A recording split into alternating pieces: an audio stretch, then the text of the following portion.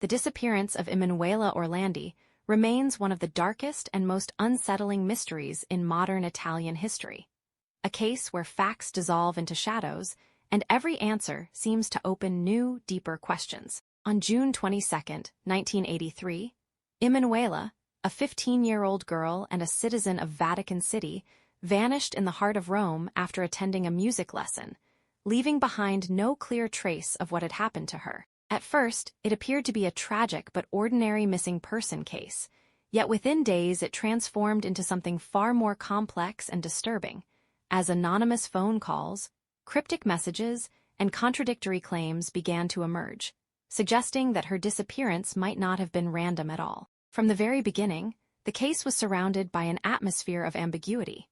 Alleged kidnappers contacted the family, sometimes demanding the release of Mehmet Ali, aka the man who had attempted to assassinate Pope John Paul II, while providing only vague or easily accessible proof that they actually held the girl. This lack of concrete evidence led many investigators to doubt the idea of a classic kidnapping, raising instead the unsettling possibility that Emanuela may have willingly gone with someone she knew.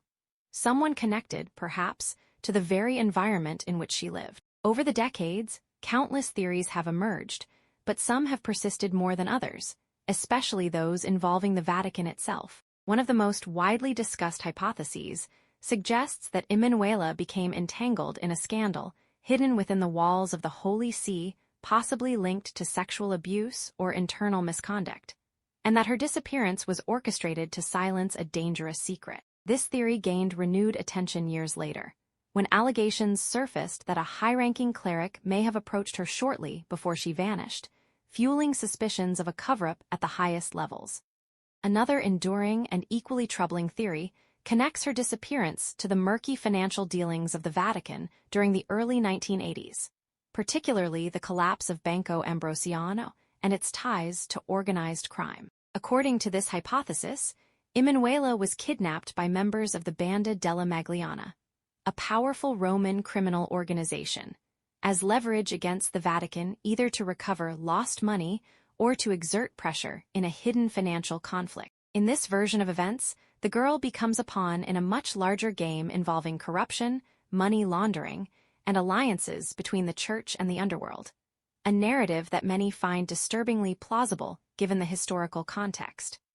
A third line of speculation moves beyond Italy and places the disappearance within the geopolitical tensions of the Cold War. The strange references to a Ka and the involvement of mysterious callers led some to believe that Emanuela's fate was tied to international intelligence operations, perhaps involving Eastern Bloc agencies attempting to destabilize the Vatican or manipulate global opinion. Yet, like many elements of this case, these claims remain unproven, suspended between possibility and myth. What makes the Orlandi case so haunting is not just the absence of a body or a definitive explanation, but the persistent sense that something crucial has been concealed. Over the years, investigations have been opened, closed, and reopened, files have been reviewed and reinterpreted, and even the Vatican itself has launched inquiries in an attempt to shed light on the truth. And yet, despite decades of scrutiny, the central question remains unanswered. What really happened to Emanuela Orlandi?